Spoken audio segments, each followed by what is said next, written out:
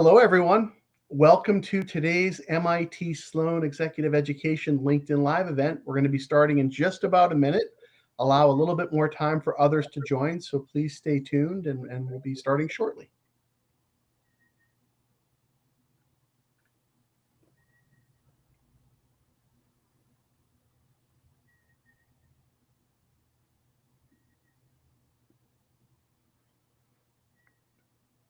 And we'll start in just probably about another 30 seconds or so. If you're just joining us, we're just allowing a little more time for others to connect in. Happy to have you here with us today.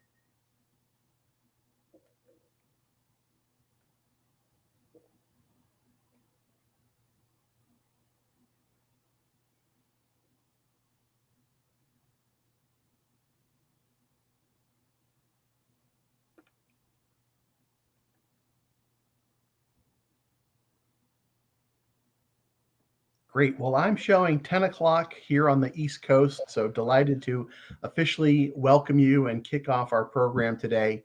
My name is Rob Dietl. I'm Director of Executive Programs at MIT Sloan Executive Education, and really happy to have you here with us today to learn about a very important and very timely topic, cybersecurity. And in particular, we're going to be looking at cybersecurity at all levels of an organization and what you need to know. Before we begin, just a few housekeeping items. By signing up for today's program, we'll be sure to send you a link. Today's program will be recorded. So in the days following this event, you'll be receiving an email with a link to this event, and you're certainly welcome to review it again or share it with your colleagues.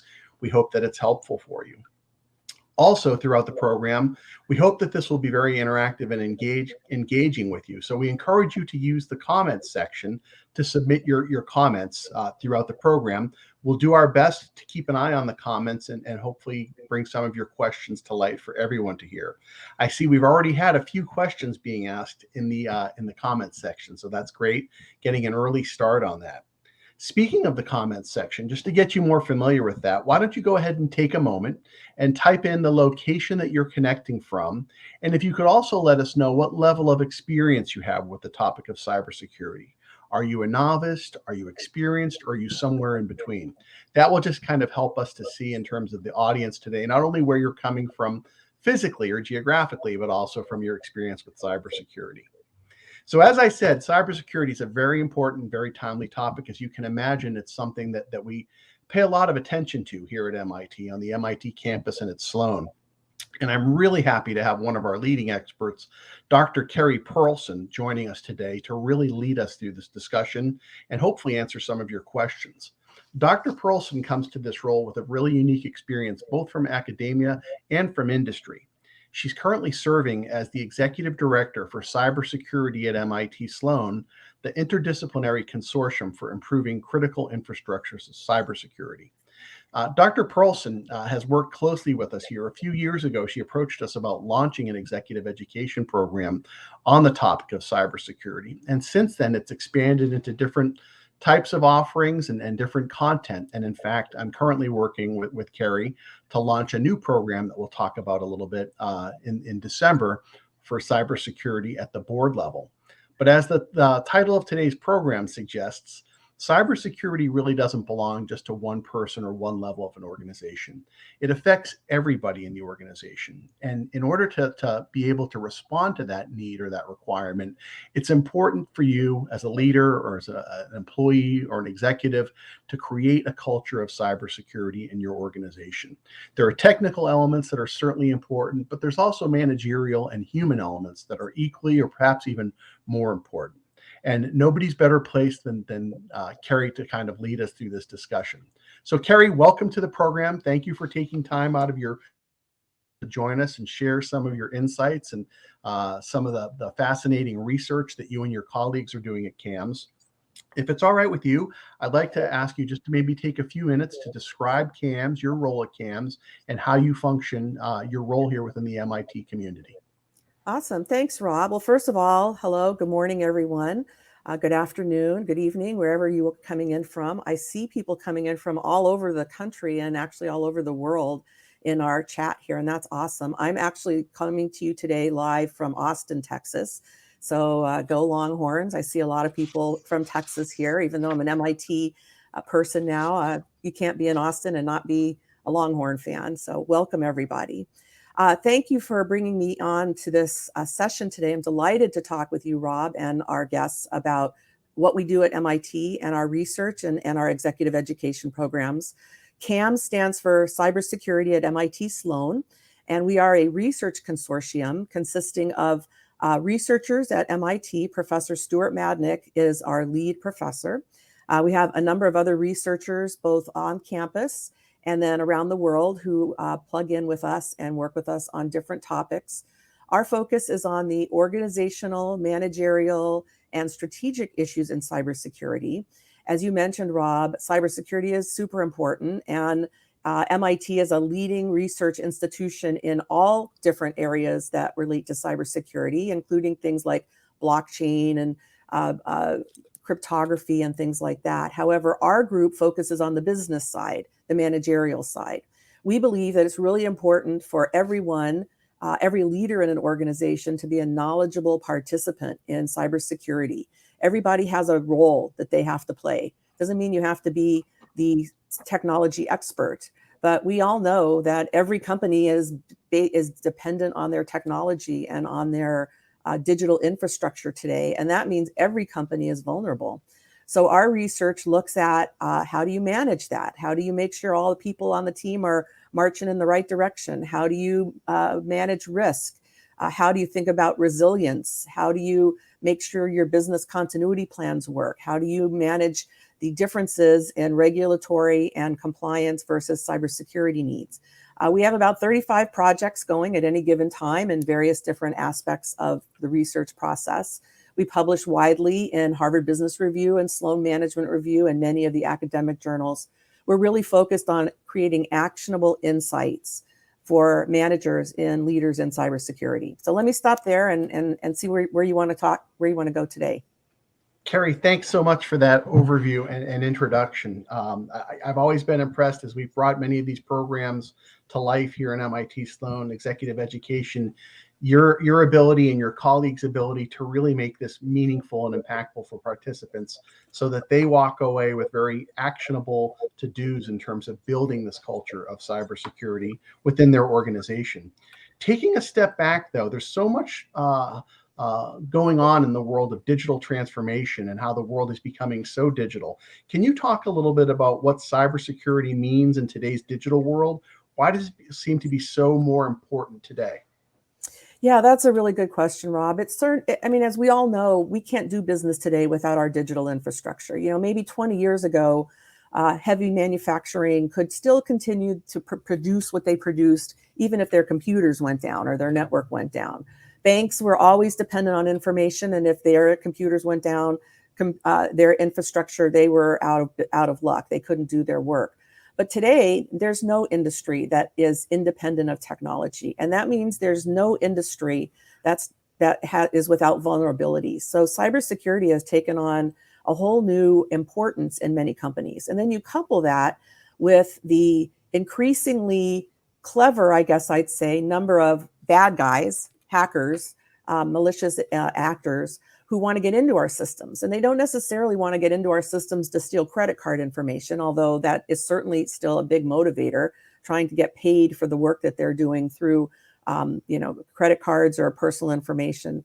But now many of the cyber vulnerabilities we see are in place to try to disrupt our business, to try to steal our IP so that other nation states can use the IP that we have in their industries, in their country. And so it really is an issue today that's gone way beyond just protecting our data to one of really protecting our business. So when I think about cybersecurity today, yes, what is cybersecurity? And I really like that question because most people think it's about putting in technologies to protect our systems. You know, let's just raise our firewalls and encrypt our data and put in dual factor authentication. But the truth is, it's really about resilience.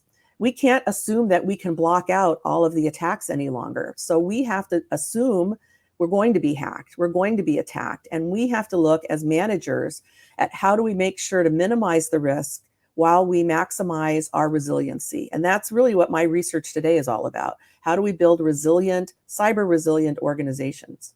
So that's kind of how I see cybersecurity today. Not how do we put more cryptography in, or how do we make sure our technologies are protecting us, but how do we marry what the technology can do with what our people can do, and make sure that our businesses aren't disruptive when we're hacked. Thank you for that. So, like every company or organization is vulnerable, and the threats continue to grow and proliferate and come in new forms. Isn't it really the responsibility of the CISO or the IT team or the cybersecurity team to tackle this, so that the users in an organization can be comfortable just logging in and doing what they always do? Or where does it go beyond kind of that cybersecurity or IT team's responsibility? Yeah, that's important to bring up here. I personally believe that every manager has to be a knowledgeable participant in cybersecurity discussions. Let's look kind of at the history of technology. 20, 30 years ago, people had computers in locked rooms with raised floors, and you had to know a special language to be able to get in the door. You had to have the key code. And those were the technology people. Those are the computer people, the data processing managers. But today, everybody has to know enough about technology because it's so important to our daily business. It's how we do business. It's how we transact communications. It's how we do our business processes. I see cybersecurity on that same path. Right now, there are a lot of technologies, and it's a whole nother language, and it's a little scary for some managers who don't feel that they are technically savvy. But the truth is, if you leave all of the decisions to your technology people, your business will be impacted.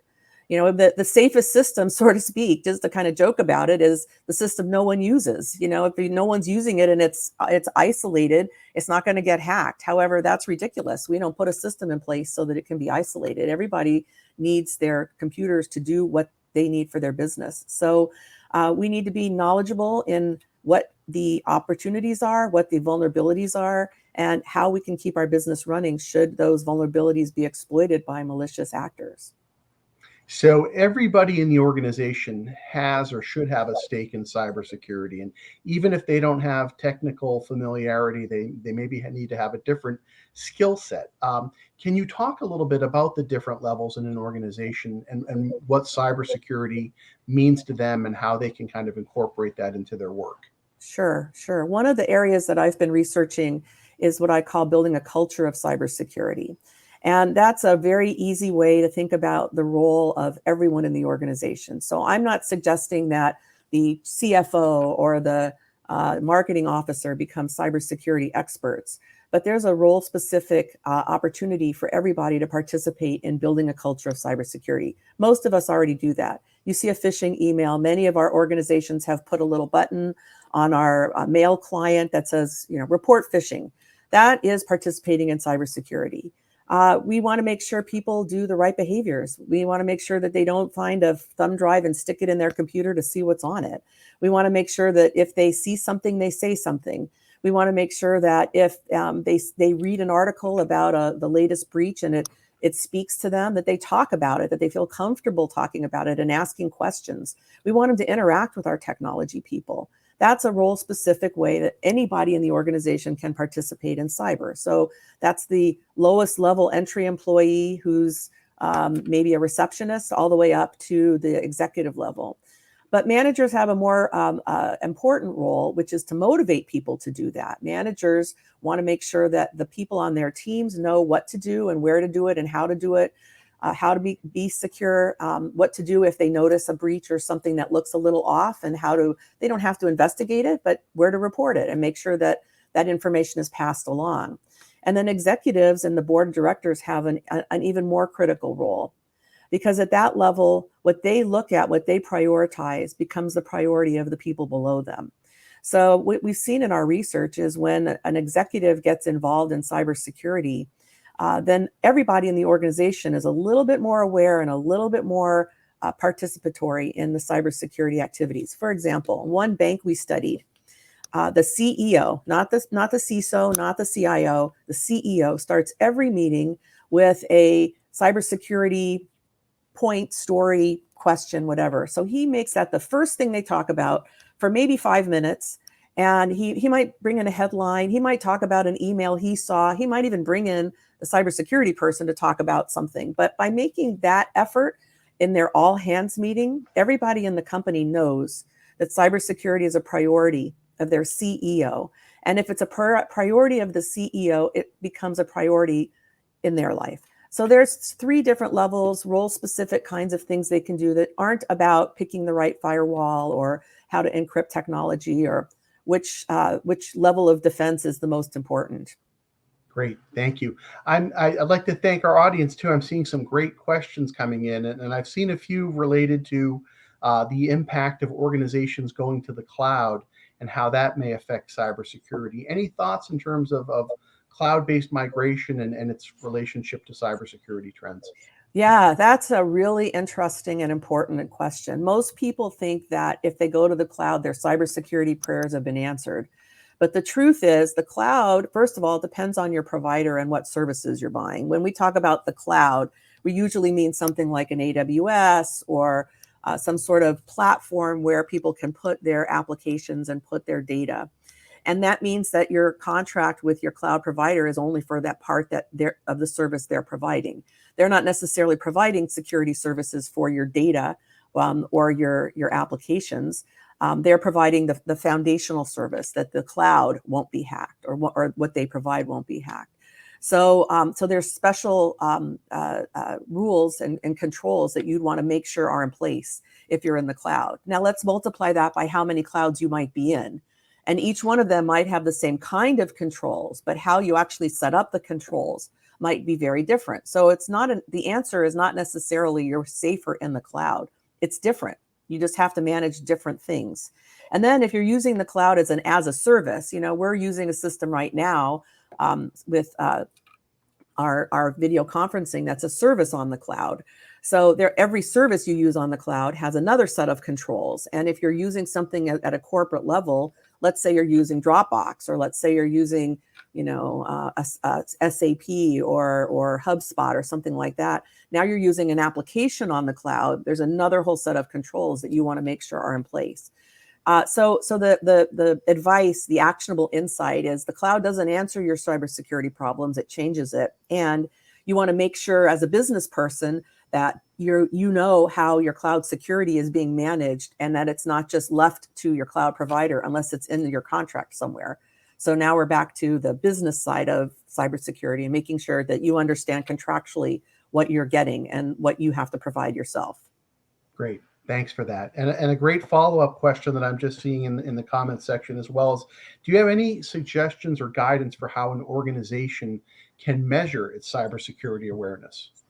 Oh, so that is the $64,000, I guess it's now $64 million question. Measures are a big issue in the cyber world, in part because it's very difficult to measure what hasn't happened yet. So I can't say that a company is more secure because they haven't had a breach yet. And I particularly use the word yet because I believe that with the technology today and with all the automation, the bots and things, every company is getting knocked on the door over and over and over again. And as a potential target, we have to make sure every window and every door is locked, but the bad guys only have to find one little crack to get into our systems. So how do you measure if you have any little cracks? Well, there are companies out there that have all sorts of measures. And in fact, a research project, I just this morning was working with a student on trying to come up with a dashboard idea for cybersecurity leadership. So what are the metrics that we want to look at? There are many out there right now, and it's a little confusing because there are so many at so many different levels. Your technology people need a different measure than your board of directors to know if you're secure. So the question is, how secure are we? We know we can't be 100% secure. So how secure are we? And the answer to that is very complex. Do you measure how many people failed a phishing exercise? Does that tell you how secure you are? Do you measure how many endpoints you have? Does that tell you what your vulnerabilities are? Do you measure, your risk tolerance somehow? So there's no right answer to that right now. It's very organizationally dependent. So let me just stop and say the work we're doing at CAMS is some of our research is really geared towards what are the most reasonable measures and metrics given the work that or the role that the person using those metrics will have. And it would be very different for the CISO, if you will, versus, as I said a minute ago, the board of directors. And for those with lower levels of experience in the audience, a CISO is what? Oh, I'm sorry, you're right. CISO, so we talk about the Chief Information Security Officer as the C-level, the executive level officer that's in charge, if you will, of cybersecurity. Sometimes they're also involved, they're in charge of physical security. Sometimes they are mixed with a chief privacy officer or a chief risk officer. But that's to differentiate that role from, say, a CIO, which is Chief Information Officer. Usually that person is in charge of the whole information system. Although today we're seeing that role being split up into someone in charge of the technology, someone in charge of the data, someone in charge of the analytics, someone in charge of the systems. So it's a quagmire, but CISO is Chief Information Security Officer. Great, thanks for that. So shifting a little bit, we got a question earlier on that I think is very relevant. We've talked a lot about how the organization and its current workforce and its current structure may create this culture of cybersecurity. But we also hear a lot about shortages of resources in cybersecurity, especially from a workforce perspective. We also hear that cybersecurity is a stressful profession. What can an organization do to hire a new workforce, retain existing teams, and upskill both the new workers and the current workers in this space? Yeah, I love that question. There are a shortage of cybersecurity professionals, and lots of companies and schools, including our MIT, have brought online programs to try to help people either understand what they could do in the cybersecurity field. Not every job is technical, as we've just discussed. There's a lot of organizational roles to be filled. And to talk about transitioning from maybe another technology role into cybersecurity, or possibly changing careers into cybersecurity. But I believe that there are lots of other ways to start to fill the shortage in cybersecurity resources. So one is what we sort of alluded to a minute ago. If you build a culture of cybersecurity, every single person in your organization becomes part of your cyber resources. And that helps a lot. It won't keep you 100% safe, although frankly, I don't think anyone has a single solution that would keep you 100% safe, because I don't think 100% safe is possible. But it will help you get closer to that. If every single person in your organization is eyes and ears for something that looks odd, you've just increased your layers of defense by the number of people in your organization. And so there's a number of mechanisms that managers can do, and we can talk about that if you want. But thinking about building a culture of cybersecurity and getting everybody on board is one way an organization can start to fill that gap. Another way is to take people and rotate. We've seen companies take people and rotate them through cybersecurity roles on a temporary basis, sort of an intern kind of program, an internal intern program, where people in the organization that show any interest or affinity in the issues that are affiliated with cybersecurity, keeping people safe, managing data, making sure the operations keep going, rotate them through some type of role in their organization, and then back into the business. So you start to plant seeds in the business with cybersecurity knowledge. And again, having someone in the business that's not a technology professional starts to build the awareness and some of the basic skills. Again, think about IT. 20 years ago, none of us were typing on keyboards when we had, or maybe 30 years ago. We weren't typing on keyboards to try to talk to each other. We were talking to each other, but now we're all on keyboards. We're all technology savvy. We could all be cyber savvy, and that would go a long way to help keep our organizations more secure. In terms of retaining, that's really more of an HR question. I mean, I think people think the classic answer of pay people more is the answer, but I don't think there's any trick to retaining cyber people that's different than retaining any of your best employees. So whatever your organization is finding useful is important. It's a good work environment. It's making people feel important. It's all those perhaps psychological things that make somebody want to stay in your company. There's always going to be someone that's going to pay them more. So once you jump on that path and you try to overpay or pay more for the people that you have than your neighbor, it's just it's a lose-lose. Everybody's going to pay a lot more money for the resources that they need. But on the other hand, the market is tight. So these resources do have lots of opportunity. So the companies that we've seen that have been most successful find other creative ways, reward people, make them heroes, talk about them, make them feel that they're really contributing, find ways to whatever it is that their needs are to meet their needs. So let me stop there and see what other questions you have about that. Thanks, Keri. Well, we're getting a wonderful constant stream of questions coming through the comments, and my apologies if I'm not able to get to each and every question, but some of the trends that I'm seeing in the questions are related to how do you create a framework for an organization? And some of the participants have responded you could leverage the Nist framework. I'd like perhaps if you could talk a little bit about both the frameworks and the Nist framework. I know you incorporate that into your programs here at Sloan Exec Ed, but also maybe talk about specifically within the Exec Ed context. You do some very unique things in terms of leveraging a playbook for people to take back to their program. So your thoughts on frameworks, Nist, and playbooks. Okay, awesome. So the Nist framework, Nist stands for the National Institute of Science and Technology. It's a U.S. government agency that has created a framework called the Cybersecurity Framework. We call it just the Nist framework, or Nist CSF. Excuse me. And that framework it's the framework I like to use when I talk with executives, managers, and even lower level people about cybersecurity. It has 5 buckets, if you will. And those 5 buckets give you a structure for thinking about your cybersecurity resources. Where are you going to invest? What are you going to spend your money on? For example, one of the buckets is protection, one of the buckets is detection, and a third bucket is recovery. So those are 3 of the 5 buckets. And so do you spend more money on protecting? Do you spend more money on detecting? Do you spend more money on recovery? How do you allocate your resources? If your resources are 100%, what percent do you put in each of the 5 buckets into tools that will help you, or mechanisms that will help you load up that bucket, if you will?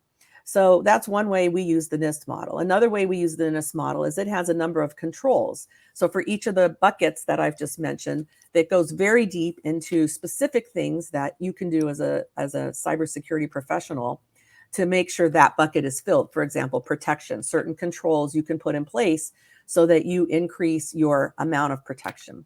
So that model is really useful. The 5 buckets are identify, protect, detect, respond, and recover. And of course, I'm not going to go into all of that right here. You can look it up. It's a very popular model, and we use that in our executive programs. And I like that model, as I said, because at a high level, at an executive level, you can use that model to start to build your cybersecurity plans and strategy.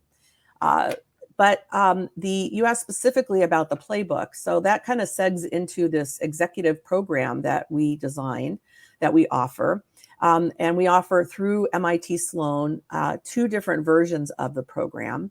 One is an in-person program and one is an online program. It's basically the same material. It's just if you want a 3-day sort of in-person / live online experience where this kind of thing, we're talking to you live, or if you'd rather do it in a more self-paced manner over 6 weeks.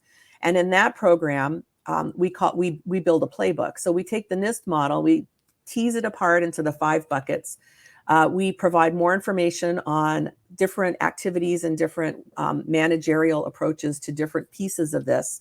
And then we have participants build a playbook with their thoughts and ideas, applying it to their environment. For example, let's go back to culture. We've already talked about building a culture of cybersecurity. In one of the sessions, we talk about a model and a framework of how to build a culture of cybersecurity, what that looks like. We give dozens of examples of things managers can do, like the example I just gave here of the CEO who starts his all hands meeting with a 5-minute cybersecurity moment. And we want you to record those, the ones that resonate with you, the ones that you can use tomorrow. We want you to take these actionable insights back home. So after each session, we have you take 5 or 10 minutes and just jot down, what did you hear in this session that will be useful to you when you get home or might be useful to you? What questions did this raise in your mind that you want to answer when you get home? So when you get back to your office, you have a playbook of what to do next, how to actually take the ideas that you learned in our MIT Sloan program and apply them in your office the next day. So let me stop there. Great. So, Keri, one of the things that, as you know, and if any of you in the audience have ever attended one of our programs, either online or in person, MIT is all about action learning. Our motto is mens humanos, mind and hand. We don't want to just teach you a concept. We want to make you apply that to the work that you're doing. Can you talk a little bit more? You've talked about the playbook. Can you talk a little bit more about some of the exercises and the activities that you use to help people learn about cybersecurity and creating this culture? Yes, awesome. So I personally hate to lecture. So my sessions are very interactive. I'd like to give you a little bit of information, and then I'd like to discuss it with you and hear how it works in your place, how you might make it actionable in your environment. And my colleagues are very similar. So the basic premise of our sessions, our teaching, if you will, is small bits of information and then a chance to chew on it and discuss it and apply it in your organization. We also want you to hear from other people, because what you might hear from somebody else in your class or your section might be actionable in your organization or might spark an idea in your organization. We don't believe that we have all the best ideas. We believe that we have the structures and the framework and the catalyst, if you will, to spark ideas that will work for you in your organization. So that's kind of the approach we take in the programs that I've designed. But we have a number of tools that we use. One, as I mentioned, is discussion. My background is Harvard Business School, so I actually love case study teaching. So I've written a few case studies that are specific for our courses. One we actually used as we discover the Nist model. We used the case study, a real story based on a mixture of a number of real life examples. And then we tease it apart using the Nist model. So I don't just say to you, here's the 5 buckets of the Nist model. We read a case study and then we talk about it and we tease it apart. What does identify look like in this organization? What does protection look like? And where did they go wrong? How do you think about it? So it's really applied learning. But we also have other tools like a tabletop exercise. One of the articles that I published at Harvard Business Review last year was all about being resilient requires practice. You don't want to wait until you have a cybersecurity incident to figure out what your role is. And if you're an executive who owns cybersecurity, you don't want to wait till there's a breach to then reach out to your executive colleagues and tell them what they're supposed to do. I mean, they'll be on your doorstep. They'll be calling you before you even have a chance to formulate the plans, if you haven't already formulated the plans. So one tool that we've seen that's very effective that we have built into our program is what we call a tabletop exercise. We also see fire drills and all sorts of other practice sessions where you get those muscles in shape so they're ready to go when you need them in a real incident. But the tabletop exercise we run is a session in our program, and it's a live case study. We have a script, and it unfolds in three. It's a 3-act play, and the people in the class are actually the actors, and they read the script, and we act it out. Verbally, not physically, so no embarrassments. You have to be a good actor. You just have to be able to read the script, and then we discuss it at each level. What are you going to do now? What are you going to do now? What are you going to do now? And the real power in that isn't what you're going to do and what you say in the practice. It's the fact that you now think about the fact that you have to have an answer to this. So are you going to pay the ransom or not? What's your company's policy about ransomware?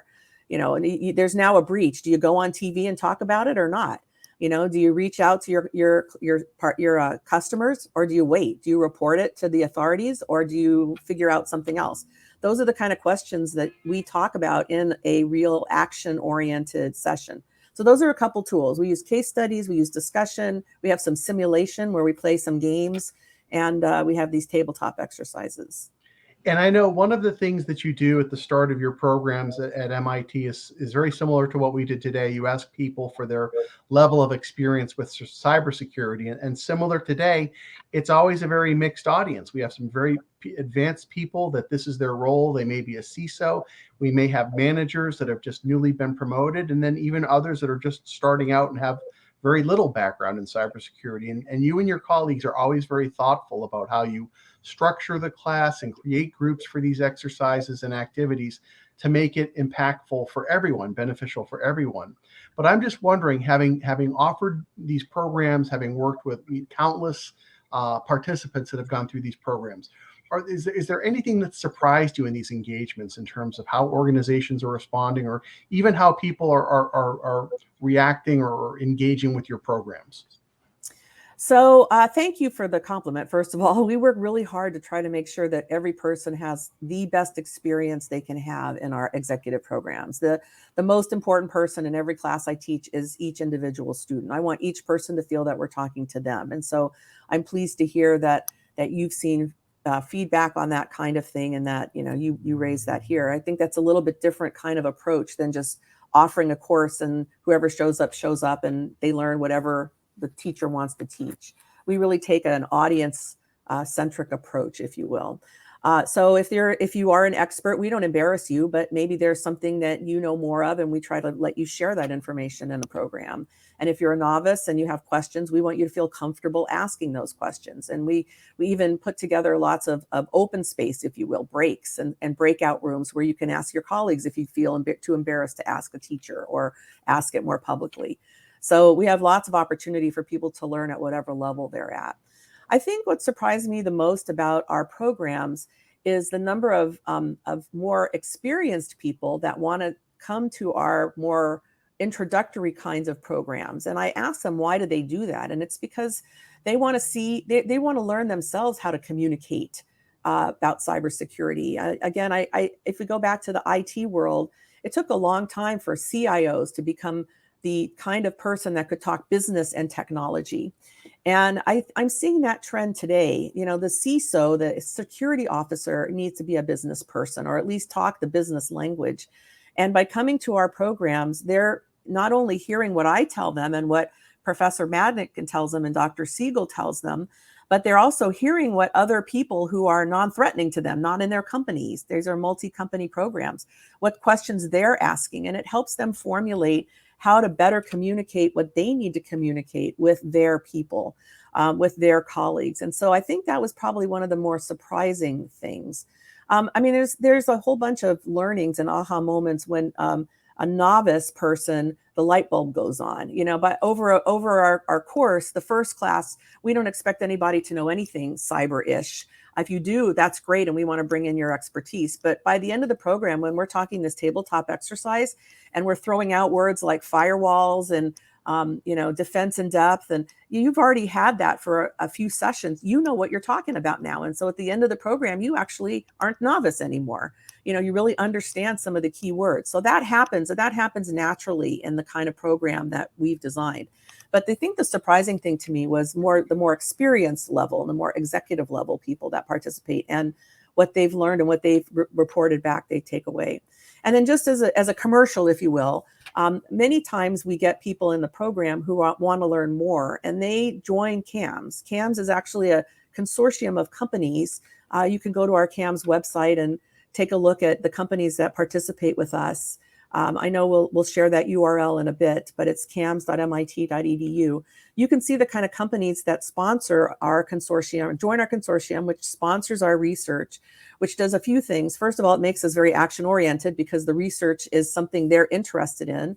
Second of all, it helps them because they have early access to our research. And it helps us because often they participate in our research. So we have an opportunity to learn from some leading companies who are doing some of these kinds of activities, and we're able to bring those kinds of things into the classroom also. So I think the consortium, we get companies who come to the class and then later on join the consortium as one of their outreaches or their outlets of staying current, and participating in not bleeding edge. I wouldn't say our work is bleeding edge, but it's leading edge and very leading edge because it's based on real company experiences and real research that we're doing. That's a great point. And I know that's something that we certainly appreciate too, is that your program through executive education runs throughout the year. And because it's so dynamic, and because you're able to leverage the great research that CAMS is doing and the way you interact with your members, the program that you may run in April may look slightly different when it runs again in July or in October. Because it's a dynamic field, and through just the nature of what you do in CAMS, it really makes the program very timely and up to date. It's a great forcing function. So something that we appreciate. We also just to build on that quickly, not only might it look a little different, but we bring in outside experts. We usually in our programs have someone who owns cybersecurity in their organization. And, I have a little interview guide of questions I ask them, but the answers vary, and they varied over the years when we talk to these real live CISOs. Sometimes it's the first time a person in the class has seen a chief information security officer. So they get a chance to ask questions. But I've noticed over the years, the answers have changed because the priorities of those executives have changed because cybersecurity has changed.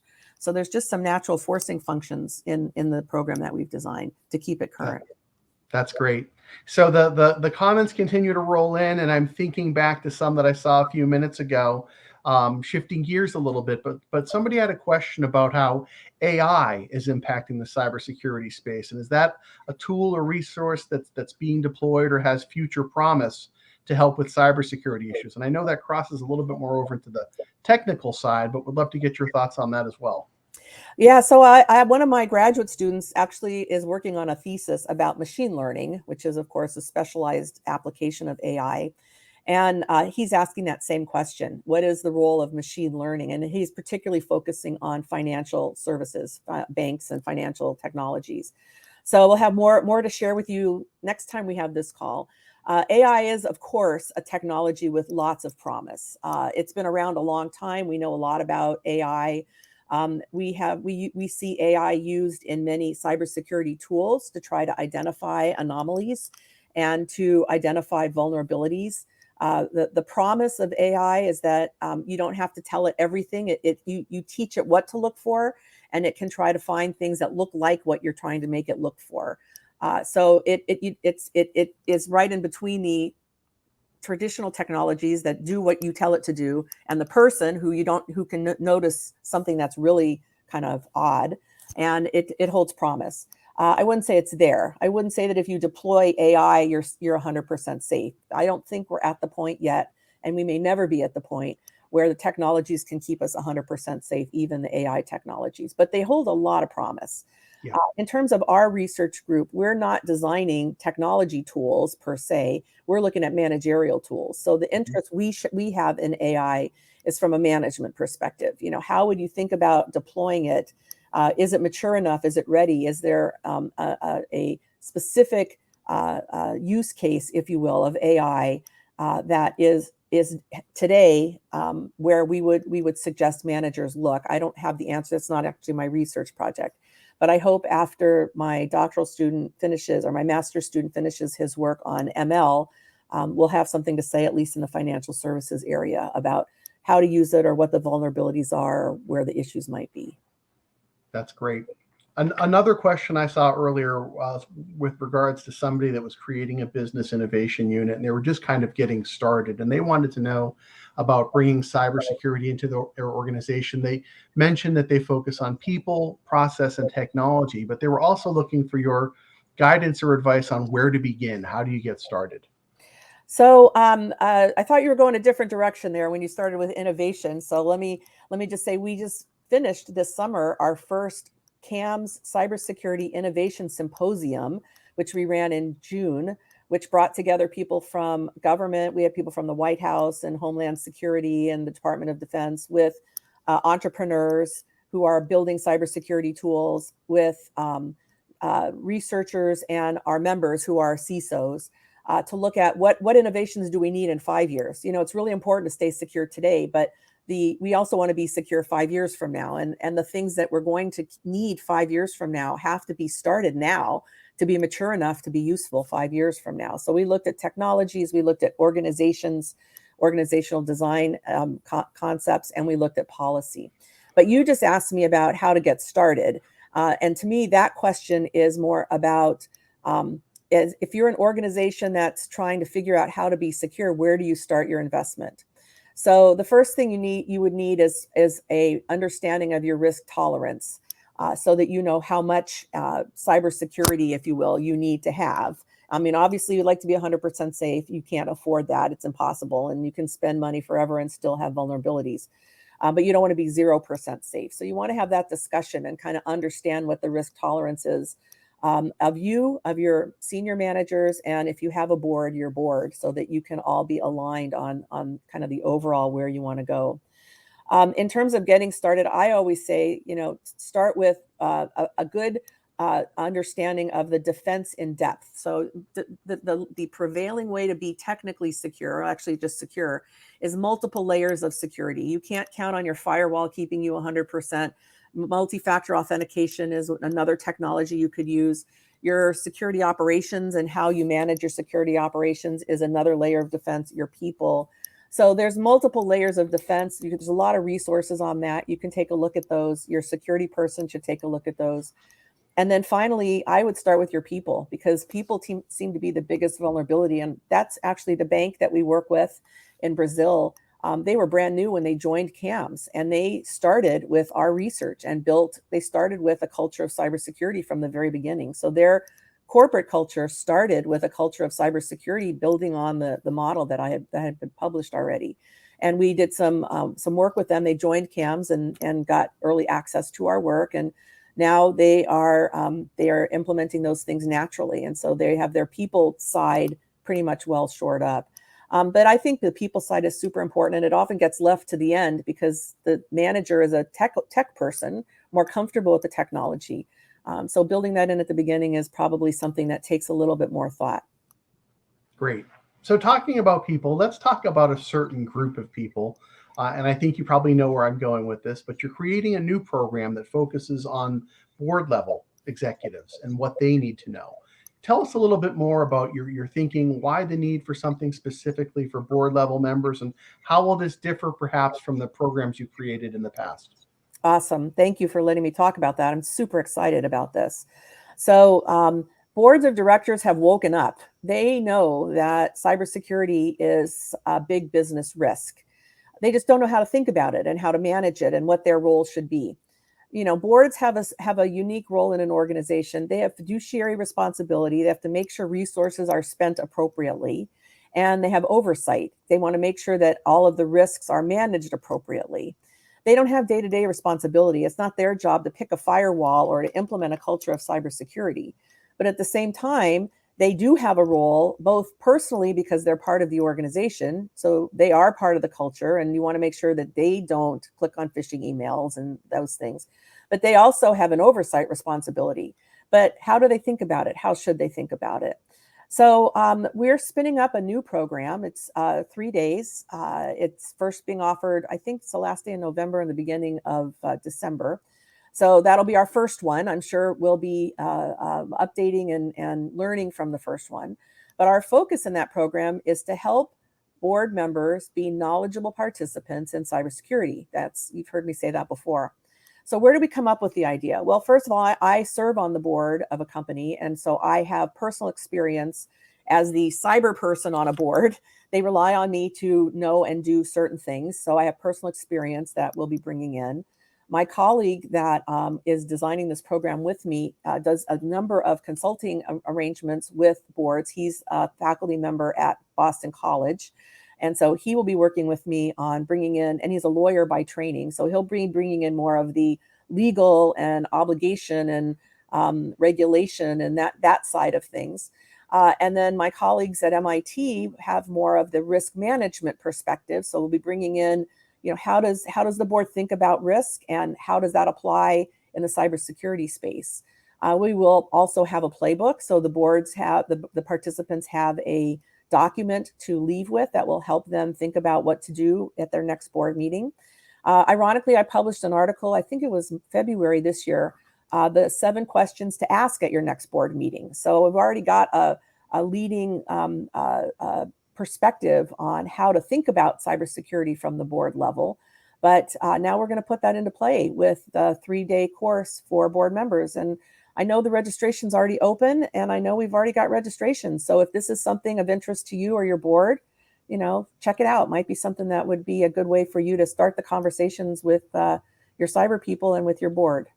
And it sounds like even beyond active board members, this might be a program that's, of interest for investors or venture capitalists, people that have portfolio companies that kind of may not actively be serving on a board at the moment, but may have interests in kind of the many topics that you just mentioned for that program. So we're excited to launch that with you, and certainly encourage people to explore our website, not just for this program that Keri mentioned is launching this fall, but also for the other programs that you run. We have about 10 minutes left, so I'd welcome any additional comments from the audience. To feel free to submit your questions via the comments. I'm sorry if I missed your question earlier. Please feel free to submit, and hopefully we can get to many of these questions. But as we do that, Keri, I've seen some more topics pop up in terms of AI and kind of the pros and cons of AI. And I think you make a great point of the need to marry the technology with the human component, and appreciate your guidance too for how you get started in building this type of culture for cybersecurity. In looking at talking about the culture of cybersecurity, I saw something a few moments ago where somebody talked about kind of the risk of reporting security incidents that may not be valid. And perhaps, you can talk a little bit about that, where if you're encouraging people to report incidents or be more cyber aware, what's the importance as you build that culture for there to be a receptiveness for people to really be engaged or be involved, even perhaps if they may make an innocent mistake in trying to flag something up?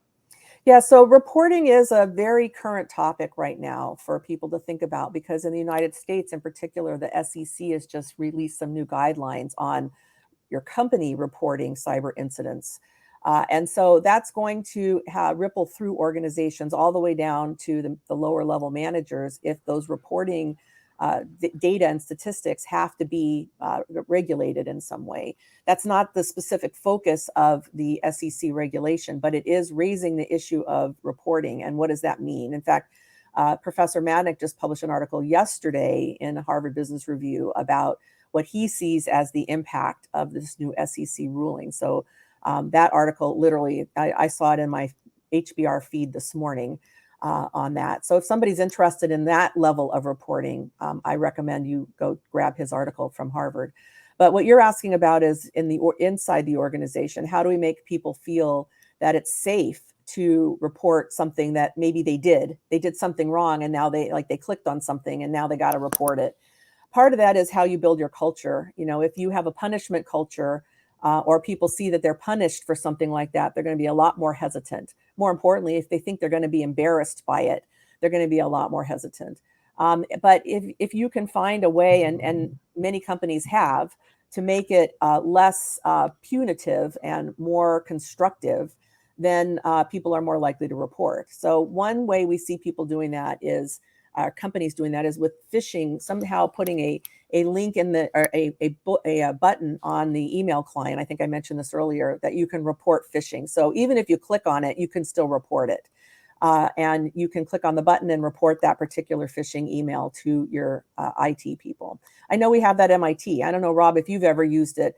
I don't actually have the button on my client, but there's an email that I can send phishing emails to, and I send them all the time. And I get a response saying, thank you for sending that. We get hundreds of these. We aren't going to respond individually, but we got it. And at least I feel like I've taken action.